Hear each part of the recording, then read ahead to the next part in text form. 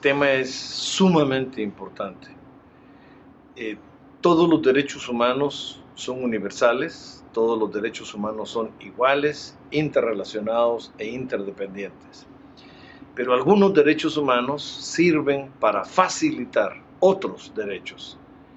Y la libertad de expresión, el derecho a la comunicación, es un derecho que facilita a otros, es un derecho facilitador.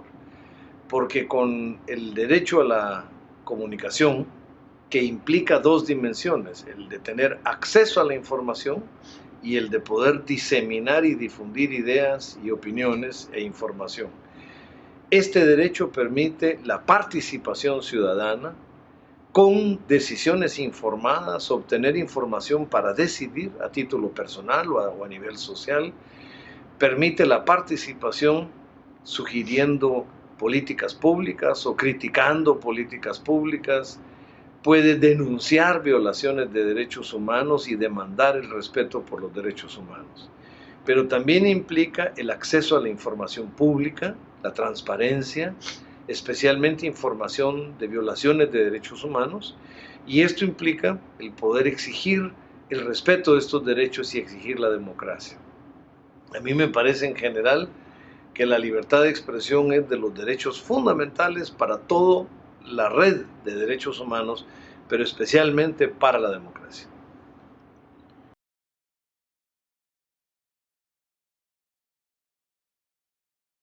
La libertad de expresión está vinculada a otro derecho, que es el de la libertad de pensamiento y de opinión. Por eso mi mandato es el de la libertad de opinión y expresión. Y es que es un triángulo, es el acceso a información para construir un pensamiento y llegar a opiniones y poder después difundir esas opiniones y ese pensamiento y esa información. Entonces, en estos momentos, si queremos construir un pensamiento en forma libre, necesitamos tener acceso a la información con el principio de diversidad y pluralismo. ¿Y esto qué quiere decir? Diversidad de medios y pluralismo de posiciones y de ideas.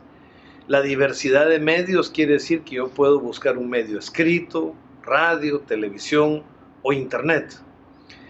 Pero el pluralismo de posiciones implica que yo puedo buscar periódicos con diferente línea editorial, o radios con diferente línea editorial, o televisión o internet con multiplicidad de opiniones. Esto implica que las grandes concentraciones, oligopolios o monopolios rompen esa diversidad de medios y el pluralismo de ideas, y por consiguiente violan el derecho de la sociedad a estar informado con diversidad y pluralismo, y violan el derecho que tenemos cada uno de nosotros a construir libremente nuestro pensamiento y nuestras opiniones, porque la concentración de medios provoca un enfoque de ideas, una inducción de una sola posición e ideas.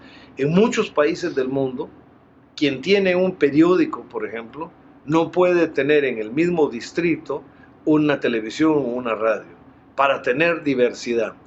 Pero lo más importante es romper los monopolios y la concentración. Y yo siempre digo, usando el ejemplo de Italia, de Berlusconi, que la concentración de medios lleva inevitablemente a la concentración política, del poder político.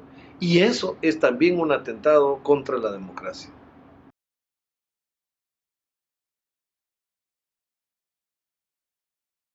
En este momento estamos celebrando los 20 años del aniversario de la Declaración de Viena en el 93, que fue un enorme salto en derechos humanos, creando el Consejo de Derechos Humanos después y la Oficina del Alto Comisionado de Naciones Unidas para Derechos Humanos. Hoy también estamos frente a cómo enfocar desde los derechos humanos el tema del Internet y las nuevas tecnologías de comunicación. Cómo mantener la neutralidad del Internet. Cómo mantener la no liability, digamos, la no responsabilidad penal de los intermediarios. Cómo defender a los periodistas y las periodistas profesionales, pero también a las y los periodistas ciudadanos, a los bloggers que están siendo atacados. Cómo garantizar la universalidad de acceso al Internet en contenido, infraestructura y conectividad. Todos estos son desafíos del momento. ¿Cómo prevenir el discurso del odio y la xenofobia que está imperando en el mundo en este momento? ¿Cómo prevenir la violación a la privacidad de las comunicaciones y mantener la privacidad como un elemento fundamental para garantizar la libertad de expresión? Y por último, cómo en el acceso a la información pública dar una prioridad en ese acceso a la información de carácter público a toda la información relacionada con violaciones de derechos humanos. Conocer la verdad de las violaciones es un derecho ya no solo de las víctimas y sus familiares, sino de toda la sociedad para proteger los derechos humanos y proteger la democracia. Estos son grandes desafíos de hoy. Entonces, este foro mundial de derechos humanos viene en el momento oportuno para discutir estos temas de la comunicación y la libertad de expresión, que son fundamentales para decidir si en el mundo podemos proteger la democracia y evitar un retroceso en materia de violación de derechos humanos.